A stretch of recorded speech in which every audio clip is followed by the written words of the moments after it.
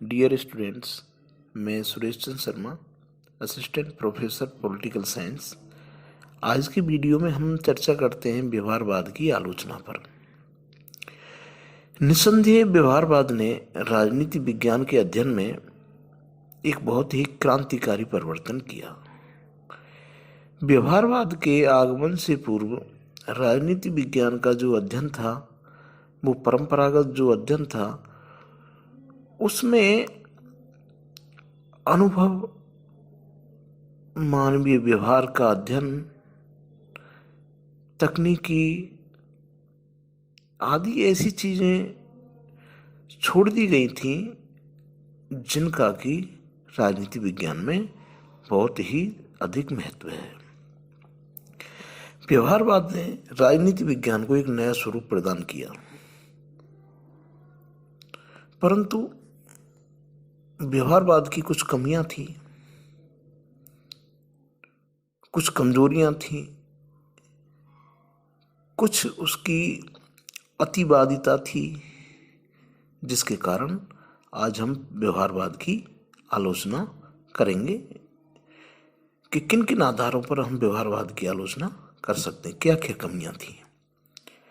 सबसे पहले हम देखेंगे कि व्यवहारवाद में शब्दों का एक आडंबर था। व्यवहारवाद के जो विद्वान थे, जो लेखक थे, उनमें साहित्यिक दृष्टि से उनका जो लेखन है वो असुंदर और अरोचक है। उन्होंने शब्दों का ऐसा जाल बुना कि वो खुद ही उस शब्द जाल में फंसकर रह गए और उस लक्ष्य तक नहीं पहुंच पाए जिसके लिए व्यवहारवाद का उद्भव हुआ था। Doctor SP. वर्मा कहते हैं कि तटस्थता और निष्पक्षता प्राप्त करने के लिए अनुभववादी सिद्धांतवादियों ने एक नया उलझाने वाला और फूहड़ शब्द जाल विकृत कर लिया था। तो इस प्रकार हम देखते हैं कि व्यवहारवाद में नए नए शब्द ऐसे ठूंस दिए गए कि जिनका मीनिंग वही था जो हम पहले यूज में लेते थे, परंतु एक शब्दों का मायाजाल गढ़ दिया। अगली आलोचना में देखते हैं हम कि व्यवहारवाद ने तकनीकी पर विशेष बल दिया।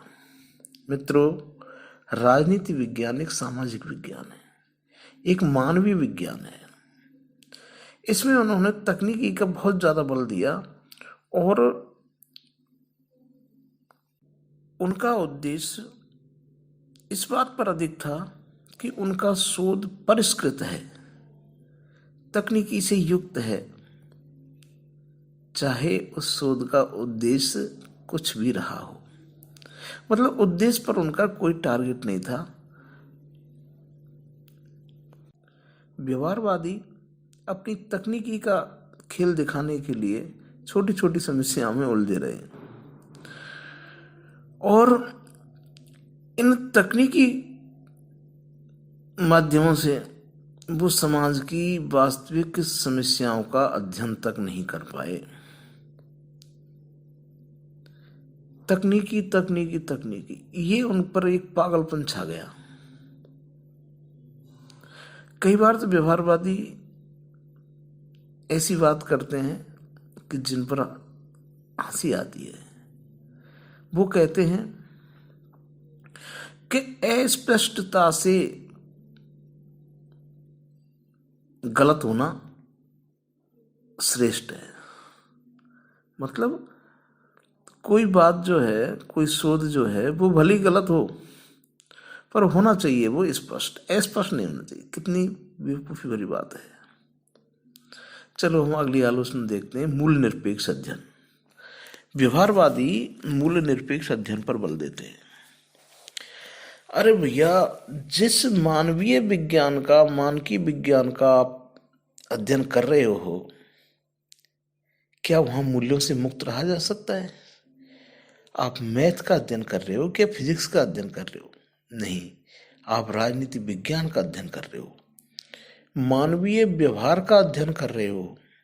ऐसे में आप मूल्यों से मुक्त कैसे रह सकते हैं? दूसरी बात कि राजनीति विज्ञान का तो कंसेप्ट ही मूल्यों पर टिका हुआ है, जैसे राज्य, लोकतंत्र, समानता, स्वतंत्रता, शक्ति, प्रभाव। ये क्या है? मूल्य है। क्या इन मूल्यों से मुक्त रहा जा सकता है? क्या लोकतंत्र जैसे मूल्य से मुक्त होकर अध्ययन कर सकते हैं? नहीं। तो ये व्यवहारवादियों की बहुत बड़ी कमजोरी रही है। अगली आलोचना में देखते हैं कि व्यवहारवादी अनुभववादी धारणा में विश्वास करते हैं। चलो ठीक है, अनुभववाद एक अच्छी चीज है, वैज्ञानिकता होती है इसमें, प्रत्यक्षीकरण होता है इसमें, परंतु व्यवहारवाद अनुभववाद के चक्कर में इतने पागल हो जाते हैं कि वो यहाँ तक कहने लग जाते हैं कि हम प्लेटो के चिंतन का अध्ययन क्यों करें, अरस्तु, रूसो, मैकियावेली आदि के अनुभवों का लाभ क्यों उठाएं, हमने तो वो अनुभव किए ही नहीं। अरे ये बात सत्य है कि व्यक्ति का खुद के अनुभव का अध्ययन श्रेष्ठ होता है, परंतु क्या दूसरे के अनुभवों से लाभ नहीं उठाया जा सकता? यदि ऐसे ही व्यक्तिगत अनुभव के आधार पर दुनिया चलने लगी, अध्ययन चलने लगे, तो मैं समझता हूँ कि एक व्यक्ति पर ही आकर उसका अध्ययन खत्म हो जाएगा। अरे जब हम किसी दूसरे के अनुभव का लाभ नहीं उठा रहे, उसको महत्व नहीं दे रहे, तो हमारे अनुभव और हमारे अध्ययन को कोई दूसरा क्यों मानेगा? हम क्यों मानेंगे व्यवहारवादी के, विद्वानों के अपने अनुभवों को? भाई एक व्यवहारवादी अध्ययन शास्त्री कोई अनुभव करता है तो अगले वाला कहेगा भाई मुझे तो अनुभव हुआ ही नहीं। तो ऐसे काम नहीं चलता। हाँ, माना कि अनुभववाद उचित है, परंतु उसकी भी अपनी एक सीमाएं होती हैं। यदि व्यक्तिगत अनुभव के आधार पर अध्ययन होने लगे तो ये अध्ययन एकांकी हो जाएंगे। अगली आलोचना देखते हैं कि बंद समाजों में इसका अध्ययन कैसे होगा। माना कि कोई तानाशाही है, कहीं शासन व्यवस्था तानाशाही है, अधिनायकवादी है, वहां पे कोई व्यवहारवादी अध्ययन शास्त्री अध्ययन करने जाता है और उसे अनुमति भी मिल जाती है, तो क्या वहां के लोग अपने अधिनायक के डर की वजह से, डर के कारण उस अध्ययन शास्त्री के सामने अपने विचार रख पाएंगे? नहीं। तो इस प्रकार बंद समाजों में ये उपयुक्त नहीं है। अगली आलोचना देखते हैं अत्यंत खर्चीली प्रणाली। द्वितीय विश्व युद्ध के बाद अमेरिका ने अरबों खरबों डॉलर राजनीति विज्ञान के अध्ययन पर खर्च किया। इतना पैसा खर्च किया कि मैं समझता हूं कि अमेरिका के अलावा अन्य कोई सामान्य देश इतना पैसा खर्च नहीं कर सकता। और उसके बाद जब वो सहायता मिलना बंद हो गई तो ये अध्ययन जो है वहीं पर रुक गया। तो इतनी खर्चीली प्रणाली जिसको हर कोई वहन नहीं कर सकता, ये इसकी एक आलोचना का विषय बनता है। अब बात करते हैं कि व्यवहारवाद अन्य पद्धतियों के महत्व को नकारता है। भाई व्यवहारवादी अपने अध्ययन में इस बात पर निर्भर रहते हैं कि निर्दिष्ट परिस्थितियों में व्यक्ति के व्यवहार का रूप कैसा रहता है, मतलब निश्चित परिस्थितियों में व्यक्ति का व्यवहार कैसा होता है। परंतु ये अध्ययन एक अपूर्ण अध्ययन है। इस अध्ययन को पूर्ण करने के लिए हम देखते हैं कि निर्दिष्ट परिस्थितियों में व्यक्ति का व्यवहार कैसा था, कैसा है और कैसा होगा, और अंत में हम देखते हैं कि कैसा होना चाहिए। तो इससे ही अध्ययन की पूर्णता आती है। और ऐसा अध्ययन करने के लिए हमें इतिहास, दर्शन, समाजशास्त्र, ये सारे जो हमारे अंतः विषय जो हैं, जो एक मनुष्य के व्यवहार को निर्धारित करते हैं, उन सब का अध्ययन करना जरूरी है। अगली आलोचना में हम देखते हैं मानव का जो व्यवहार है उसको मापना बड़ा असंभव है। व्यवहारवादी अपने शोध को वैज्ञानिक बनाने के लिए इतने पागल हो जाते हैं कि वो कहते हैं कि मानव के व्यवहार को मापा जा सकता है। अरे भाई, मानव का जो व्यवहार है वो अनिश्चित है, परिस्थितियों पर निर्भर करता है, और कई बार परिस्थितियों के विपरीत भी उसका व्यवहार होता है। तो ऐसी स्थिति में जो अनिश्चित विषय वस्तु है उसको आप गणितीय मॉडल की तरह कैसे पेश कर सकते हो? संभावनाएं व्यक्त कर सकते हो, परंतु सटीक विश्लेषण और सटीक भविष्यवाणी नहीं कर सकते। इस प्रकार हम व्यवहारवाद की ये आलोचनाएं देखते हैं। चाहे व्यवहारवाद की कितनी भी आलोचनाएं हों, परंतु व्यवहारवाद के योगदान को कम नहीं आंका जा सकता।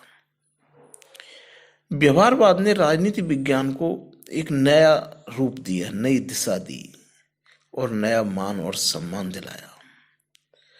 व्यवहारवाद ने राजनीति विज्ञान को अपने परंपरागत अध्ययन से बाहर निकाल करके खुली हवा में सांस लेने के लिए बाहर छोड़ा। और इसी का परिणाम है कि राजनीति विज्ञान में व्यवहारवादी आंदोलन के बाद नए नए रूप हमें देखने को मिले।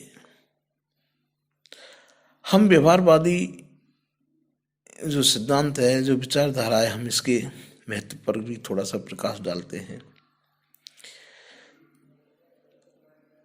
कि डेविड ईस्टन कहते हैं कि व्यवहारवादी उपागम संपूर्ण समाज विज्ञानों में विश्लेषणात्मक एवं व्याख्यात्मक सिद्धांत के प्रारंभ का सूचक है।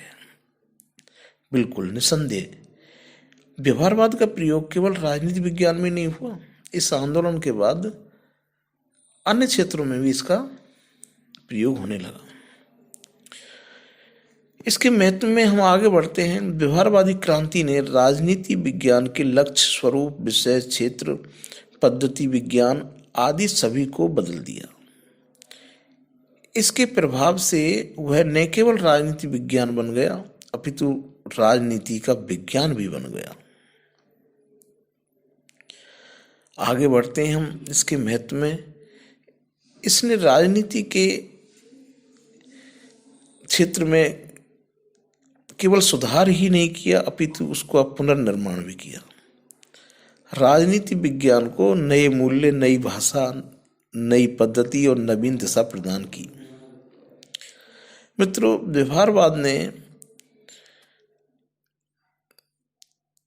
व्यवहारवादियों ने राजनीति विज्ञान के दृष्टिकोण को व्यापक बनाया।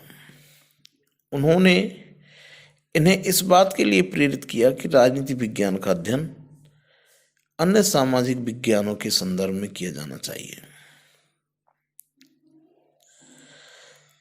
व्यवहारवाद ने इस बात पर बल दिया कि चाहिए से काम नहीं चलेगा, कि क्या होना चाहिए। इंपॉर्टेंट यह है कि क्या है,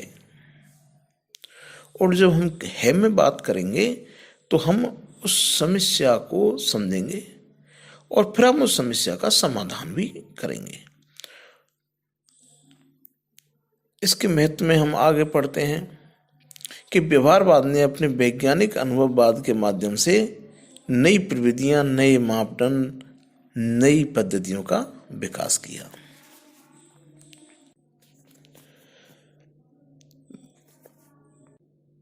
सिवली ने व्यवहारवादी उपागम की सीमाओं का उल्लेख करने के बाद स्पष्ट लिखा है कि व्यवहारवादी विज्ञान हमें राजनीतिक यथार्थ के मैक्रो कॉस्मिक धरातल से उठा करके शुद्ध वैज्ञानिक चिंतन की ओर ले जाने का प्रयास है। मित्रों, बिल्कुल इसमें कोई दो राय नहीं है कि व्यवहारवाद ने राजनीति विज्ञान को ये उठा करके और वास्तव में ये राजनीति विज्ञान को एक नया स्वरूप प्रदान किया है। इस विषय में दो राय नहीं हो सकती है कि ये धरातल महत्वपूर्ण है और व्यवहारवादी वैज्ञानिक हमें इस ओर आमंत्रित कर राजनीति की सेवा कर रहे हैं। किंतु यदि राजनीति का ज्ञान घटना चक्र को जानने की अपेक्षा समझना है और घटनाओं के घटित होने की जानकारी से अधिक अंतः प्रक्रियाओं का विवेचन है, तो हमें व्यवहारवाद की सीमाएं समझनी होंगी। राजनीति विज्ञान हमें बतलाता है कि मनुष्य का राजनीतिक आचरण क्या है, निकट भविष्य में वह क्या होगा और इससे भी अधिक उसे क्या होना चाहिए।